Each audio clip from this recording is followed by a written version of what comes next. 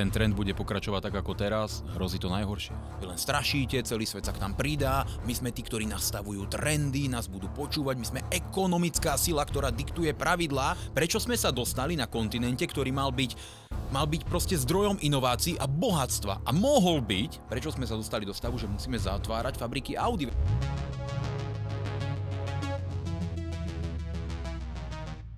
Bude mať bežná rodina v roku 2035 na auto? Vieme, aké majú slovenské rodiny príjmy, že sa pohybujeme niekde v rozpätí priemere od 900 do 1200 eur v čistom. Niektoré rodiny sú na tom horšie, ale to je otázka aj na poslanca Európskeho parlamentu Milana Mazureka. Pán poslanec, aký je váš názor?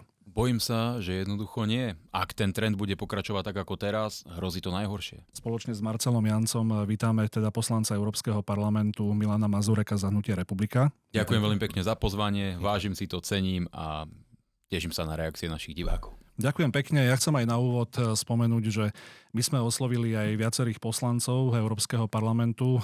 Poslali sme aj pozvánky na všetky strany, ktoré majú zastúpenie v Európskom parlamente. Mali sme komunikáciu aj napríklad s Progresívnym Slovenskom, ktoré následne potom, ako sme poslali otázky, tak sa ospravedlnili. Ale o to viac si ceníme, že je tu člen výboru pre cestovný ruch a dopravu.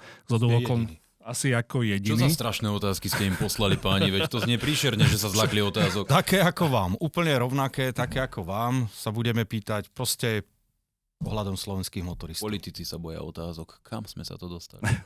Myslím si, že to sú veľmi zásadné otázky aj pre ľudí, pretože viacerí z nás zaujímajú odpovede, že ako funguje vôbec Európsky parlament, ale mňa veľmi zaujalo to, že ste aj členom frakcie Európa suverénnych národov, aj členom výboru pre dopravu a cestovný ruch. Čo je to vlastne tento výbor? Ako funguje?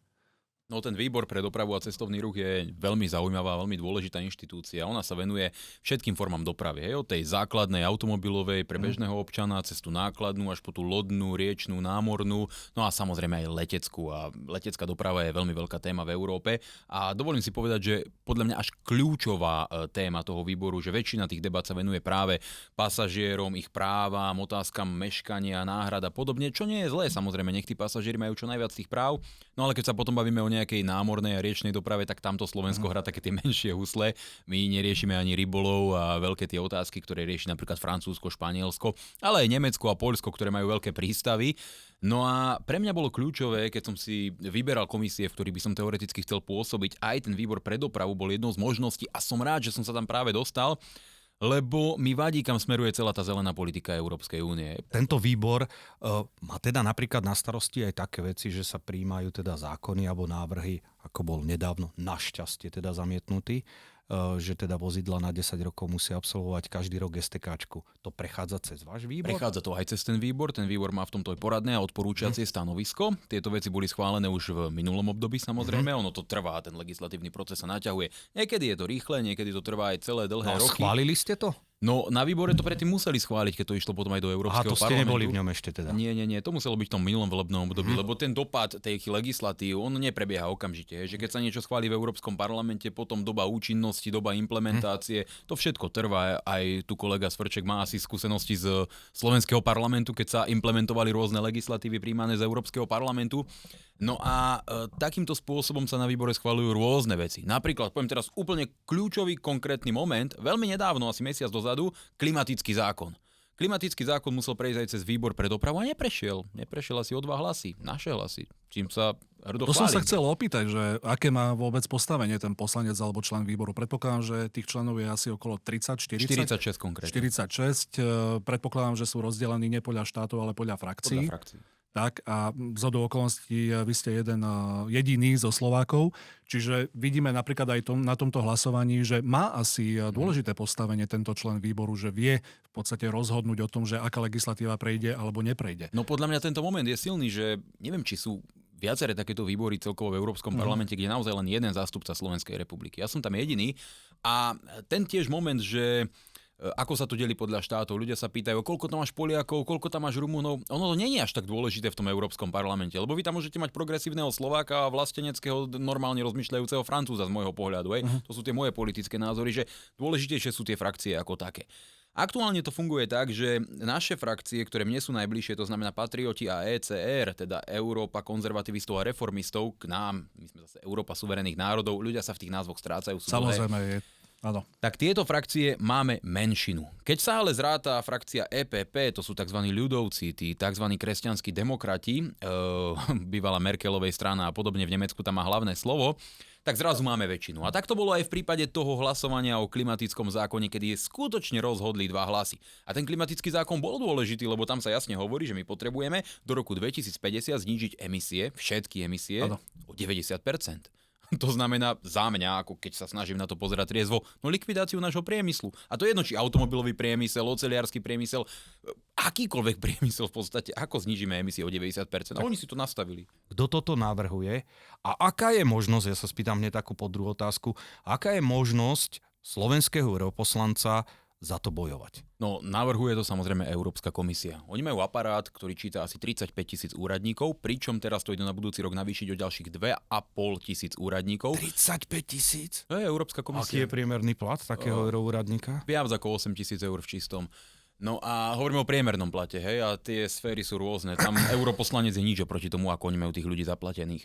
Podstatné ale je, že 35 000 úradníkov nestačilo, o budúci rok to idú navýšiť o ďalších 2 500, lebo sú to vraj široké výzvy, ako umelá inteligencia, technologické výzvy, no a my sa s tým potrebujeme vysporiadať. Ja som to chápal tak, že keď máme umelú inteligenciu, tá nám prácu uľahčí. Najmä v tej byrokracii. To znamená, že môžeme stavy znižovať. Nie. Ten náš európsky sovietský model na to ide presne opačným spôsobom.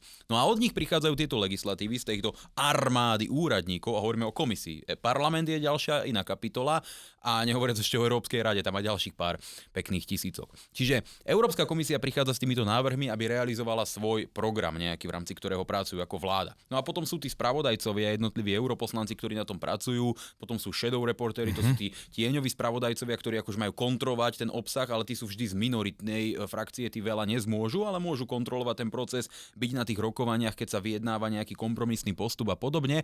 Je to veľmi zdĺhavý, veľmi komplikovaný legislatívny proces, nechcem tým ľudí otravovať, ale fakticky to znamená to, že Európska komisia s týmito legislatívami prichádza, chce ich pretlačiť cez Európsky parlament, ktorý ich musí ich odobriť samozrejme aj Európska rada, tí premiéri a jednotliví prezidenti, záleží kto má aký systém. Z Francúzska tam ide prezident, z Nemecka kancelár, od nás predseda vlády.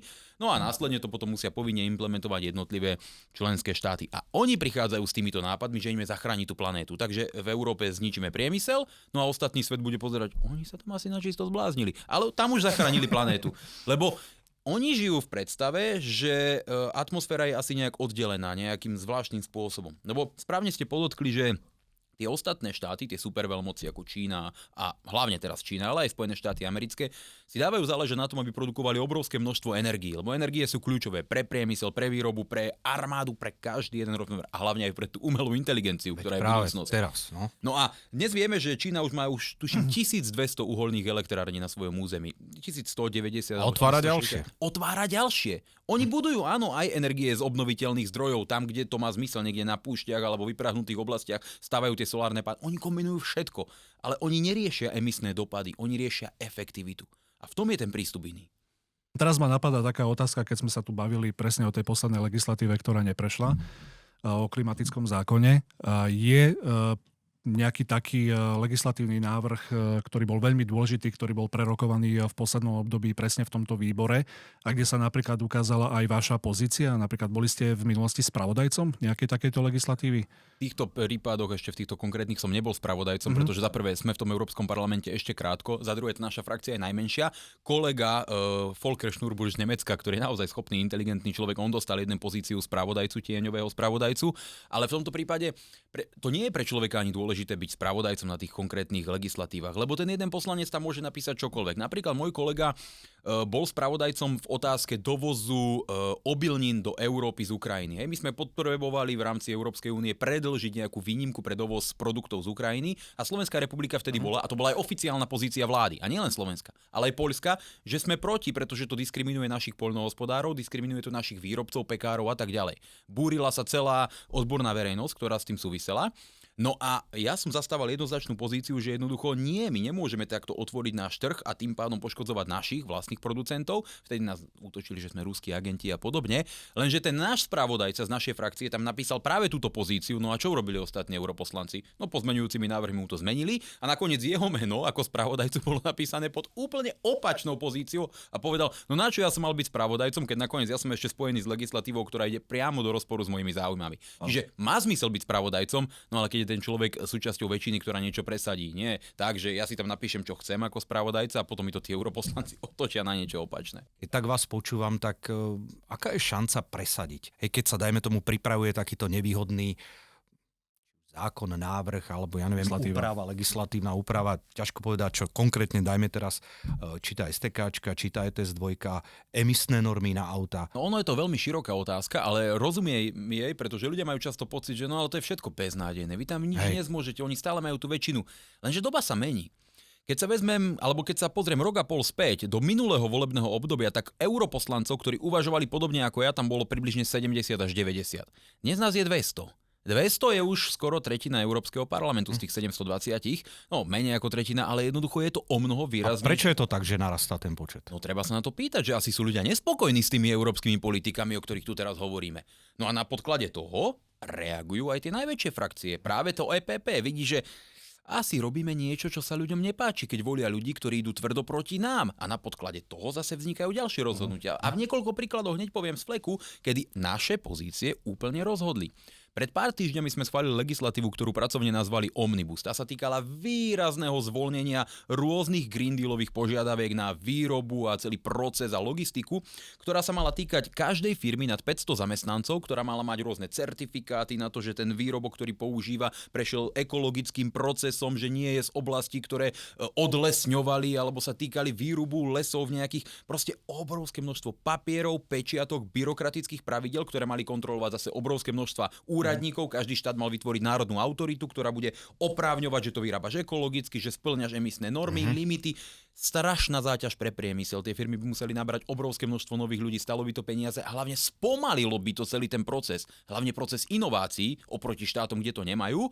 No a prišlo sa na to, že je to problém, že jednoducho tie firmy to zaťažuje, tak navrhla EPP, hlavná frakcia, proste pozmenenie po diskusii s Európskou komisiou. No a samozrejme frakcie ako sociálni demokrati, The Left, Greens, to sú tí zelení, tí najväčší ochrancovia prírody, sa začali búriť, začali protestovať, začali ukazovať prstom, ale vy to chcete schváliť. A keď to chcete schváliť, tak to musíte schváliť s patriotmi, z ECR, z ESN. A to je pre nich nepriateľné. Lebo oni na začiatku chceli vytvárať tzv. Kordón sanitér. Oni nás berú ako chorobu, ako vírus. Sanitárny kordón. To mi pripomína doby toho covidu. Taký je normálne názov. To je oficiálny názov politiky najväčších frakcií. Oni to na začiatku sa prisľubili, aj EPP to tak nazvalo. Kordón sanitér po francúzsky, že sanitárny kordón, no ideme izolovať ten vírus a tým mysleli patriotov a ESN. ECR malo tak pol na pol výnimku, potom ich tam chceli zavrhnúť. No a nakoniec kordón sanitér proste sa prelomil a nákaza sa rozšírila a my sme to schválili spolu s EPP. Bolo to hrozné. Ja si pamätám slovenského europoslanca Hojsíka po hlasovaní, ako tam sedel ako bezprizorný prízrak.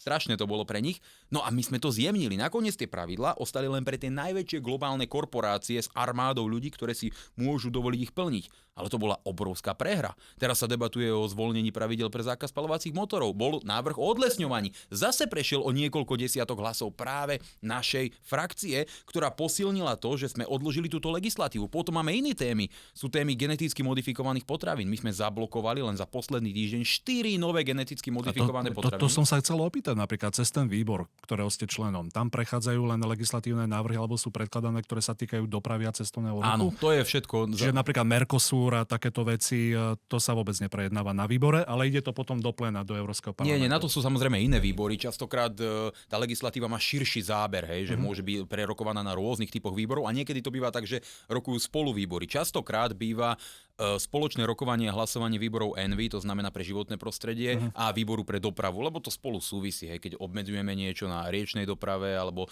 podobných veciach, tak to samozrejme súvisí aj s tým výborom pre dopravu. Lenže my sme napríklad zablokovali aj tie geneticky modifikované potraviny, čiže tie hlasy majú zmysel. Ja viem, že je to zo pár príkladov z obrovského množstva legislatív, lenže v 4 roky dozadu to neexistovalo, dnes to tu je.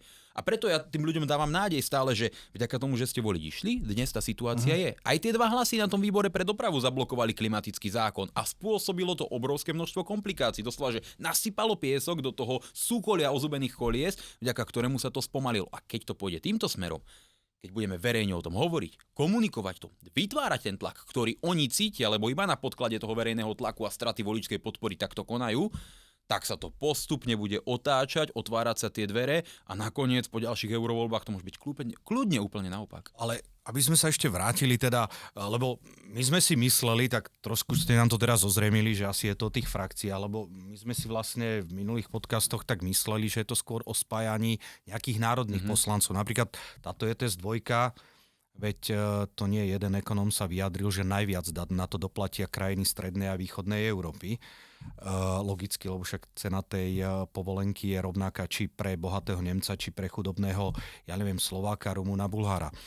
Ale že či je možnosť, že sa dajme tomu spoja Bulhári, Rumúni, Chorváti, Poliaci, Slováci, Češi. Takže o tom toto nie je to skôr o tých frakciách, teda hej? No. Ja sa chytím presne toho, čo ste povedali. Ako zvrátený musí byť systém, ktorý chápe existenciu tak obrovských regionálnych rozdielov, že plat Luxemburčana a plat Slováka, to sa nedá porovnať. Ale na obidvoch uvalíme rovnakú emisnú daň. Veď to je absolútna diskriminácia a šialenstvo. A presne keď na to narážate, že ako o tom ja mám kooperovať na národnej úrovni. Ja by som sa rád stretol aj so zástupcami progresívneho Slovenska, aby sme spoločne bránili národný záujem, ktorý hovorí, že toto diskriminuje obyvateľov strednej a východnej Európy, ktorí majú omnoho nižšie príjmy, o mnoho viac to na nich dopadne, ťažšie to budú znášať a poďme spoločne proti tým bruselským bláznom bojovať. Lenže mne poslanec tej protistrany PSK povie, veď to hovoria verejne v diskusiách, ja tu nechcem hovoriť niečo, že nemám tu oponenta, oni to verejne hovoria, komunikujú, obhajujú, že to je dobré, že oni za to sú. A ja by som bol rád, že by som s nimi sedel v debate a pýtal sa, čo je dobré na tom, že naše domácnosti budú platiť viac. Lebo my máme tie čísla, my dnes vieme, koľko to je. Ten systém ETS 2, to znamená tie emisné povolenky pre domácnosti sa majú týkať vykurovania, samozrejme energií a tiež aj palív. A najprv to bolo tak, pred pár rokmi, keď sa to príjmalo, že to bude mať 30 až 40 eurový ročný dopad na domácnosť. Sa bavíme o tej jednotke. ETS jednotke. Dvojke, tá sa ale týka... teraz dvojke, tá sa týka priemyslu, tá jednotka. Áno. No a tá dvojka sa týka už domácnosti, lebo veď predsa Európska únia chce viac zdrojov. To je otvorenie, to sa netýka národných štátov, je to vlastný zdroj Európskej únie. To je de facto daň na obyvateľov, ktorá už bude priamo vyberaná Bruselom. No a tá sa má týkať, ako som spomenul, vykurovania, energií a dopravy, týchto palív. A my teraz jednoznačne vieme, už podľa najnovších čísel, že pri konzervatívnych odhadoch to bude 500 eur na bežnú slovenskú domácnosť, ale môže to byť aj 1500. A o 3-4 roky to môže byť aj 3000 eur ročne a my stále nevieme. Lenže jedna vec je priamy náklad, ktorý ja pociťujem to, že to teraz musím zaplatiť viac. Lenže my keď predražíme paliva, my predražíme všetko. No veď my predražíme logistiku, my predražíme tú tyčinku v tom obchode, my predražíme výrobu. My keď predražíme elektrinu, automaticky rátame tú cenu, ktorá sa neskôr proste kvantifikuje vo všetkom ostatnom. A nepriame náklady nezráta nikto. Žiaden Einstein, žiaden Nikola Tesla tu nie je na to, aby zrátal, aké nepriame náklady na tých ľudí to bude mať. A to je obrovský rozmer toho, ako to môže ľuďom poškodiť život. A mňa potom mrzí, keď tu neexistuje tá národná jednota, že si povieme tak, my chudobní Slováci, ktorí sme na chvoste životnej úrovne v celej Európskej únii, ani v tomto sa nevieme zjednotiť, lebo tí ľudia majú nejaký blok v hlave, keď sa s nimi rozprávate, oni reálne veria, že to je nevyhnutné zlo, preto aby sme zachránili planétu. Len to tak nie je. Samozrejme, no ale napríklad máme výsledky volieb v Českej republike, nejak sa to tu už dáva dokopy, aj čo sa týka postoja voči tejto legislatíve. Mňa napríklad zarážalo, a to sme sa aj s Marcelom v lete o tom bavili, že vôbec sa o ETS 2 nerozprávalo, ako keby vôbec neboli informácie. Ľudia si to museli vyhľadávať v zahraničnej literatúre alebo v médiách. Čiže o tom, že aký to má obrovský vplyv, ako presne hovoríte. A na druhej strane ten prístup ľudí k tej legislatíve, možno pripomienkovaniu, respektíve vyjadrovaniu sa, potom ďalších profesijných organizácií, ktoré určite budú mať obrovský problém s takouto legislatívou, pretože má to finančný a ekonomický dopad na nich, že prečo sa o tom nerozprávalo? No to je presne dobrá otázka, pretože ja si pamätám, že my sme tú tému otvárali už pred rokmi, keď sa o nej hlasovalo, fyzicky sa hlasovalo v Európskom parlamente, lebo dnes už je schválená. Teraz ju Európska rada presunula o rok na 2028. Dúfam, že to tak budú tlačiť až do neurčitá, lebo to je katastrofa pre ľudí v tejto situácii.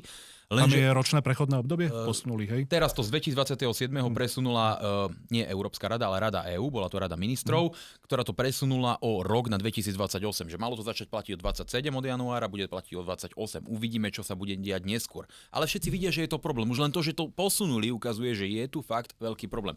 My sme o tom hovorili, no ale nebolo to veľký záujem, nebola o tom veľká debata a veľká časť politikov to považuje reálne za dobrú vec, ktorú potrebujeme presadzovať. No a z tohto dôvodu ja som rád, že aj teraz o tom môžeme hovoriť, pretože tie dopady naozaj na ľudí sú absolútne kľúčové a zásadné. A hlavne zoberme si celú tú premisu. Európska únia nám tvrdí, že chce pre nás vytvoriť systém, v ktorom budeme mať lacnejšie energie a čistejšie energie.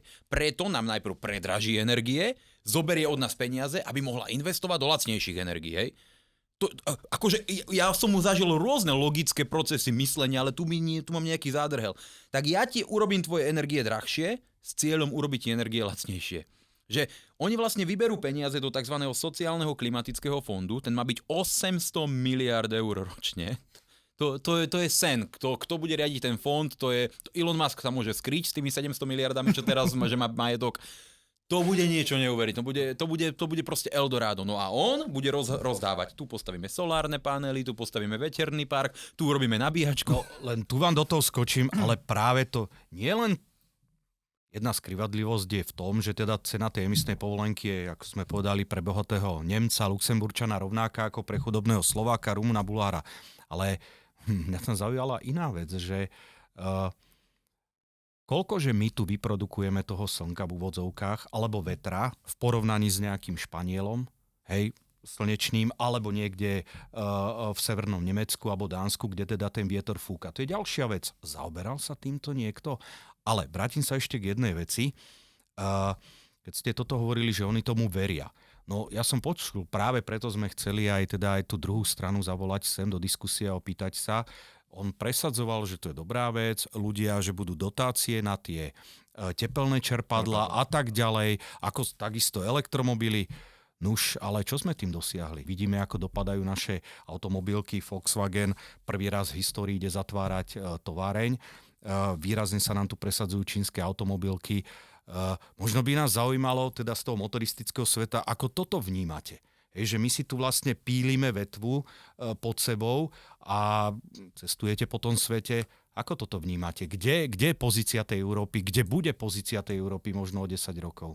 Mňa zaráža, keď sa vrátim v čase a spomeniem si na to, čo sme hovorili, keď sa prijímal zákaz aut so spaľovacími motormi, diskutovalo sa o novej norme Euro 7, sprísnenie týchto mechanizmov, bezemisných zón, všetky tieto moderné super vynálezy.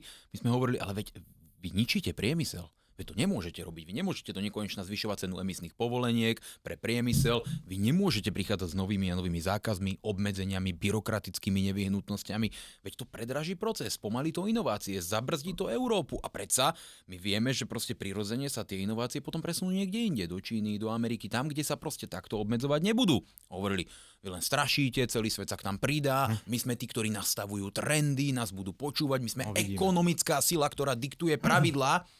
A prešlo 10 rokov a zistujeme, že musíme brzdiť, musíme ísť späť, musíme sa snažiť tú výhybku zachytiť, aby sa nám ten vlak v zákrute nevykolajil a že sme mali celý čas pravdu. No a teraz ide o to, ako veľmi sú tí ľudia ochotní priznať tú pravdu. No a máme tu ľudí, ktorí sú ako v tom EPP, že začínajú otáčať a chápať, a potom ľudí v tých radikálnejších frakciách ako Renew, Left, Greens, ktorí si stále myslia, že my ideme zachrániť planétu. A to je asi ten zmenený postoj nemeckého kancelára, Merza. Áno, presne o tomto hovoríme, hej, že pán Weber, šéf frakcie EPP, povedal, že ten zákaz aut so spaľovacími motormi po roku 2035 sa musí zrušiť. My máme vyjadrenie priamo generálneho riaditeľa Mercedesu, ktorý hovorí, že buď to zrušíme, alebo to tu zavrime. Ja si pamätám, keď som chodil z letiska v Bruseli do Europarlamentu, tam je po ceste veľká fabrika Audi, ktorú zatvárali.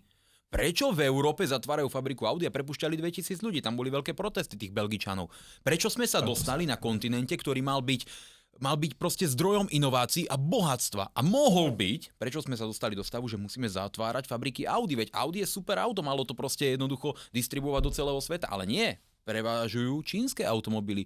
Jednoducho dovážajú sa sem už americké automobily. Proste všetky tie automobilky to dokážu vyrábať lacnejšie. No a potom sú tie ďalšie mechanizmy, o ktorých môžeme hovoriť, ako s tým chce Európska únia bojovať. A vždy je to proste na hlavu postavené. Čiže dalo by sa povedať ako reálne z praxe, že my už asi ako Európa nie sme motorom, čo sa týka svetového motorizmu. No nielen, že nie sme motorom, podľa mňa nás vnímajú, a teraz to vidíme aj z Ameriky z tých hlasov, ako brzdu. Reálne nás vnímajú ako brzdu, proste ako záťaž, ako kotvu, ktorej chcú buď odhodiť, alebo skolonizovať, využiť. Veď máme tu najnovšiu bezpečnostnú stratégiu, ktorá prichádza priamo z administratívy USA, ktorá hovorí, že Európa brzdí, že ju vedú proste slabosy, že už dávno nie je ekonomicky dôležitá a Ázii sa tá bezpečnostná stratégia venuje tuším 2-krát viac ako samotnej Európe. Čo predsa niekedy to bolo, že kľúčový partner EU, USA, to sa otáča. My už ani obchodný partner nie sme v takomto výraznom význame. My vidíme, že tú ekonomickú vojnu jednoducho so všetkými prehrávame. A problémom toho ale nie je to, že by pravda alebo logika nemohla v Európe vyhrať. Problémom je, že ľudia povýšili ideológiu, tú zelenú ideológiu nado všetko na svete. A ten základ predsa vychádza z praktického porozumenia, že keď raz je tá atmosféra jedna a že keď tá India má rieky ako Ganga, Indus tak strašne znečistené, že tam už ani nežijú ryby a to všetko plynie do oceánov, tony, milióny plastov, chemikálií, svinstva všetkého druhu. Takže my tu môžeme prefiltrovať ešte aj poslednú kvapku. My tu môžeme proste zrušiť všetko, dať si 1 000 000 litrov AdBlue do nádrží. Čo to zmení? Veď rozmer Indie. Indie má 1,5 miliardy obyvateľov. 1,5 miliardy, veď to je viac ako 3-krát toľko, čo celá Európska únia. A to je jeden štát. Potom je tu Čína, potom sú tu Malajzia, Filipíny, Bangladeš. Môžeme pokračovať. Veď my nevnímame realitu okolo nás. Stredná Ázia a tak ďalej. Ale napríklad premostím na kolegu, keď si spomínal aj poslancov za progresívne Slovensko. Ja som aj niektoré ich vyjadrenia počúval a oni napríklad spomínali aj ten sociálny klimatický fond, že napríklad na základe neho sa môžu potom používať kompenzácie pre ľudí, ktorí budú ovplyvnení napríklad negatívnym dopadom ETS dvojek. Ja jednej veci nerozumiem, že ako my sa môžeme normálne všetci takto klamať. Ja to hovorím na rovinu, ale proste ľudia sa zvyknú klamať, že my prídeme, ľuďom predražíme život, oni doslova priznajú, že no môže sa týkať niektorých rodín tá situácia tak veľmi, že im to proste akože zrujnuje domácnosť, nebudú mať z čoho žiť, nebudú si vedieť platiť účty, nájom, tankovať do svojho auta, kvôli ich rozhodnutiu, no a potom z tých peniazí, ktoré od nich najprv vyberieme, my im to kompenzujeme. Čo to je? Ty ničíš ľudí, aby si z nich potom vyrábal ľudí závislých na systéme. Kto by toto dobrovoľne robil s príčetnou mysľou? Veď môjim cieľom je dať tým ľuďom slobodu, nechať im v peňaženkách viac peňazí, znižiť im náklady a podporovať tú ekonomiku. Veď ako funguje ekonomika? Takto by to malo fungovať, presne tak, súhlasím s vami, ale napríklad teraz ma napadá jedna vec. Bavili sme sa tu o tom, že je ETS 2 prijatá, že sa tu riešia nejaké prechodné obdobia, v 28. jednoducho vhúpneme do tej priepasti. Je vôbec šanca alebo možnosť nejak modifikovať túto legislatívu, zmeniť ju, oddialiť alebo rovno zrušiť? Samozrejme. Akým spôsobom? Kto je na to relevantný? Európska komisia, Európsky parlament a aj Európska rada. Prípadne Rada EÚ, keď to podlieha tým jednotlivým ministrom. Veď tak, ako to odsunuli, tak to môžu aj zrušiť. No dobre, ale keď ich je tam väčšina, ja skôr ešte by som povýšil tú Milošovú otázku, že či je šanca zmeniť. Ja to poviem trošku možno ešte inak. Ja ako decko som sa tešil, že asi mali sme dosť, kvázi takého uzavretého systému, kde nám všetko bolo diktované, nariadované. Na dovolenku sme mohli ísť len vtedy, keď teda otec alebo mama získali nejaký odznak Brigády socialistickej práce. No nechcem to nejako tak moc odľahčovať, ale ako vy vidíte budúcnosť Európskej únie? Pretože ja reálne stále hovorím, ja som sa na tú Európu tešil. Videl som tam ten poriadok, keď sme prišli, proste malo to zmysel, konkurencia, kvalita. Teraz ja nemám takú nejakú predstavu, že to bude takto fungovať aj do budúcna. Ale zase na druhej strane sú tu totiž aj radikálni politici, aby som to teda už ukončil, ktorí chcú z tej Európskej únie vystúpiť. To zase ja nepovažujem úplne za ideálne, lebo však my sme nejaký malinký štátik a zrazu teraz samostatne máme fungovať. Ako to vy vidíte? Možno aj toto by našich motoristov zaujímalo. No keď hovoríte presne o tej motoristickej téme a o tom, ako vyzerala Európa kedysi, treba si povedať na rovinu odpoveď na tú otázku a narazím aj na tú sovietsku starú tému. Že kto prináša inovácie v spoločnosti? Vlády alebo tie technologické spoločnosti, ktoré ich záujme je inovovať? Lebo bol to Mercedes, bol to Volkswagen, bolo to BMW, ktoré prinieslo nové mechanizmy bezpečnosti vozidiel, skvalitnenie, elektronické mechanizmy, proste všetky tie veci, ktoré dnes považujeme za štandard, alebo sa z nich tešíme ako zo skvelých nových vymožeností, parkovacie senzory, proste čokoľvek, čo nás na autách napadne, to vymyslela nemecká vláda, francúzska vláda, to vymysleli úradníci v Európskej komisii, alebo inžinieri v tých spoločnostiach, ktoré chceli inovovať v rámci konkurenčného zápasu, aby jedna vedela poraziť druhú, vedela poskytnúť ľuďom lepší produkt za nižšiu cenu s lepšími vlastnosťami a zároveň chceli tieto veci exportovať do celého sveta. Veď logicky, že to prinášali vždy tieto súkromné spoločnosti a podľa toho mali nastavené aj odmeňovanie. To znamená, že keď to bolo pre toho inžiniera výnosné, tak samozrejme jednoducho vedeli to inovovať. Ale dnes nám práve títo politici, o ktorých tu hovoríme, hovoria, že Európska únia ide inovovať. Ale Európska únia nevie inovovať, lebo keby tam bol inžinier, ktorý má túto geniálnu myseľ a vie to veci vyrobiť, tak on ide predsa robiť do tej súkromnej spoločnosti, lebo tam mu vždy dajú 10-násobne vyšší plat. Predsa on nebude úradník vytvárať tieto mechanizmy, len my si myslíme, že my môžeme prísť, vytvoriť balík peňazí, nejaký fond, investovať a to inovuje. Lenže to nie, to je presne tá plánovaná socialistická ekonomika, ktorá je na hlavu postavená v tejto otázke, ktorá sa venuje veciam, ktoré nevie riešiť. Vždy tie inovácie pôjdu z tých súkromných spoločností a z tých trhových mechanizmov, ktoré by sme mali zdravo podporiť. Sociálne mechanizmy by sa mali venovať ľuďom, ktorí reálne potrebujú pomoc, proste skupinám s handicapom, ľuďom na pokraji nejakej núdze. Toto sú veci, ktoré by sme mali riešiť a nie zdaňovať takýmto spôsobom ľudí. No a potom je tá otázka, že ako tá európska budúcnosť môže existovať, keď takto sa rozhodneme likvidovať inovácie, presne v opačnom štýle, ako to robí dnes USA alebo Čína, kde síce majú ten socialistický model riadenia, ale predsa majú nastavenú tú súťaž tých štátnych spoločností alebo prípadne kópiu tých najlepších technológií, ktoré nájdu. Vidíme to, ale nemajú na vstupe tie zvýšené náklady vďaka emisným normám, stiaženému ťaženiu. Oni nehľadia pri nejakej bani na ekologické dôsledky pre spodné vody. Ich to nezaujíma. Potom to môžu exportovať bez problémov. No a tá budúcnosť je veľmi otázna. A ja súhlasím s tým, že keby sa Európska únia držala toho, na čom bola vytvorená, to znamená voľný pohyb, voľný obchod, kooperácia, vzájomne na tom, na čom sa dokážeme zhodnúť, nie ideológia, že my ideme zachrániť svet, lebo my si myslíme, že to tak musí byť a umlčiavať diskusiu a riešiť slobodu prejavu na sociálnych sieťach a záchody pre tretie pohlavia. Ja viem, že ľudia si z toho robia srandu, ale to sa reálne dnes debatuje v Európskom parlamente, ako poslanec to hovorím. Vystúpil som k antidiskriminačnej smernici, kde sa sťažovali europoslankyne, že ľudia diskriminujú chlapov, ktorí chcú chodiť na ženské záchody. Počkej, toto je hlavná téma v Európskom parlamente? To je jedna z tém v Európskych parlamente. A prečo to je v Európskom parlamente? Hej, že keď máme riešiť práve to, že voľný pohyb tovaru, obchodu, služieb, proste inovácií, podpora toho, na čom sme všetci sa zhodli, že je to správne, bez týchto politických, ideologických blázincov, tak by to bolo skvelé. Bolo by to skvelé. A teraz je tu otázka, že či to dokážeme vrátiť späť, to znamená zastaviť ten vlak. To ma zaujíma, no. To áno. A ja hovorím jednu vec. Tá nádej tu je. Ja som človek, ktorý je veľmi skeptický ohľadne týchto vecí, ale keď vidím, aké veľké zmeny sa dnes dejú v Európskej únii, som si nikdy nemyslel, že Green Deal prehodnocovať, veď to bola kľúčová agenda. Green Deal bolo náboženstvo. Ktokoľvek to spochybní, Green Deal je extrémista Putinov agent, všetko možné sme počúvali o sebe. Zrazu oni sami navrhujú prehodnocovanie Green Dealu, to znamená, niečo sa deje.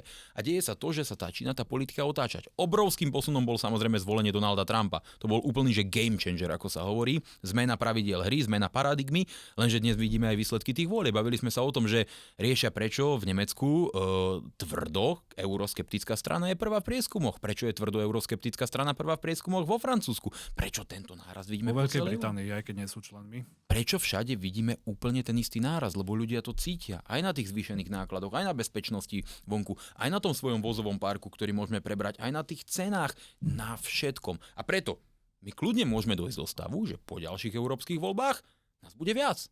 A keď nás bude viac, tak poďme si dobre, ideme sa dohodnúť, lebo tie rozdiely sú aj medzi nami, aj patriotmi, aj ECR, aj EPP. A môžeme si povedať, dobre, toto rušíme, toto nemá nič spoločné s tým, keď Európska únia vznikala.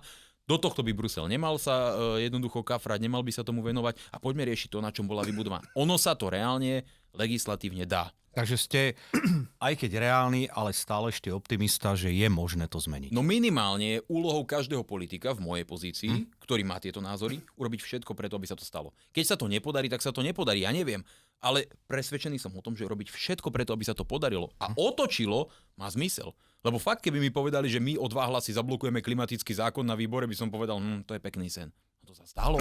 že zablokujeme legislatívu o odlesňovaní, ktorá výrazne poškodzovala aj Slovensko, lebo možno si tu aj kolega Svrček pamätá proste o to zonácia národných parkov na Slovensku, ktorá sa výrazne dotýkala ľudí, ktorí žijú proste v oblastiach, ktoré nie sú plynofikované, nemajú plynové vykurovanie, elektrina je drahá, bude ešte drahšia vďaka ETS 2, no a oni im povedali, no a tu drevo ešte ani ťažiť nebudete. Oni povedali, tak vy nemáme plyn, zakážete nám ešte aj ten lacný plyn, predražíte nám elektrínu a poviete nám, ale drevo z vašich lesov, ktoré vám odveky patria, na ktorom hospodárite po celú čičke generácie a stále tam tie lesy sú, veď tí ľudia majú vzťah k tým lesom, oni si ich nezničia, veď to je ich živobytie. A nebudete ho ťažiť, lebo tu je teraz nová ochranná zóna. Lebo my sme sa rozhodli urobiť z Európy drevný skanzen.